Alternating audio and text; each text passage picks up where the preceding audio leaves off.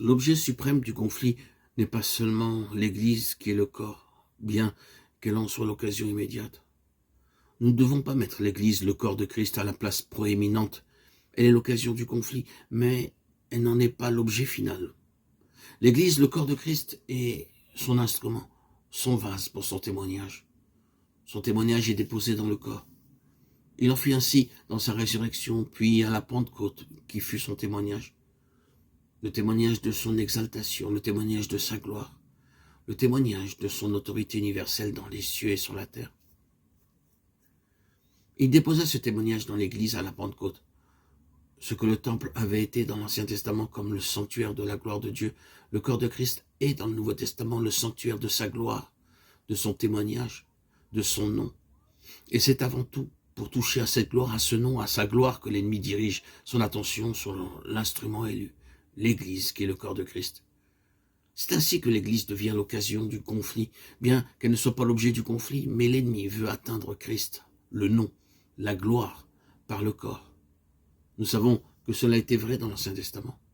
Lorsque le peuple d'Israël était dans un état de déclin spirituel, la gloire et l'honneur du Seigneur, son nom, sa majesté étaient voilés, cachés, perdus de vue. Lorsque la vie spirituelle du peuple d'Israël était dans l'ascendance, le témoignage de Dieu était maintenu en pleine force. Dans le Nouveau Testament et en notre propre temps de cet âge du Nouveau Testament, l'ennemi cherche à déshonorer l'Éternel en détruisant la vie spirituelle du peuple de Dieu, ou en rompant la communion des saints. C'est ainsi que l'Église, le corps, devient l'occasion du conflit, à cause de sa vocation, de son dessein, de son objet dans l'intention de Dieu. La haine amère et l'opposition violente de l'ennemi sont dirigées contre la vie corporative du peuple de Dieu. Il cherchera par tous les moyens à la détruire, à briser la communion des saints, à opposer les enfants de Dieu l'un à l'autre, à introduire toutes sortes de choses pour la détruire. Oh, combien subtils sont ces moyens à cet égard. Nous sentons ici, mes bien-aimés frères et sœurs en Christ, que nous devrons, vous et moi, faire ce qu'a fait Néhémie et ce que l'apôtre nous exhorte à faire, établir une garde. Néhémie 4.9. Veillez à cela avec une entière persévérance, Éphésiens 6.8. Car, nous remarquons, dans ces deux passages, ce sont les ruses de l'ennemi qui sont en vue, et établir une garde contre les ruses de l'ennemi en pratique signifiera, dans une direction, du moins être tout à fait sûr que les rumeurs que nous entendons, les choses qui nous sont dites sont absolument vraies. Nous devons être tout à fait sûrs.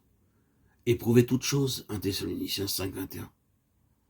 Nous pouvons être séparés par une rumeur, nous pouvons être divisés par un bruit que nous acceptons, nous pouvons être en désaccord ou désunis par une simple insinuation.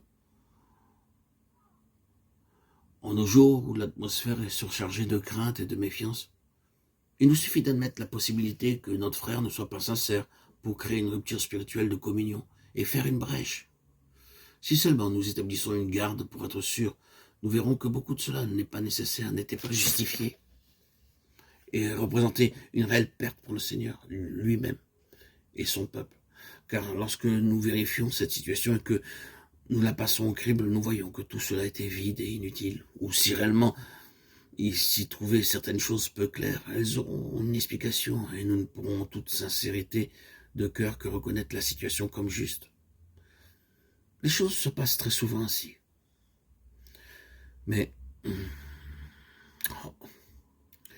veillons à établir une garde contre ces ruses de l'ennemi, car il n'est pas en notre pouvoir d'énumérer les méthodes qu'il emploie pour rompre et ruiner la vie corporative du peuple de Dieu. C'est là qu'il est nécessaire de prier, de veiller. La prière doit nous donner l'intelligence pour comprendre les ruses de l'ennemi. Et veiller pour recevoir la prière, c'est veiller et prier afin de découvrir dans la prière ce que cherche l'ennemi et la manière dont il agit.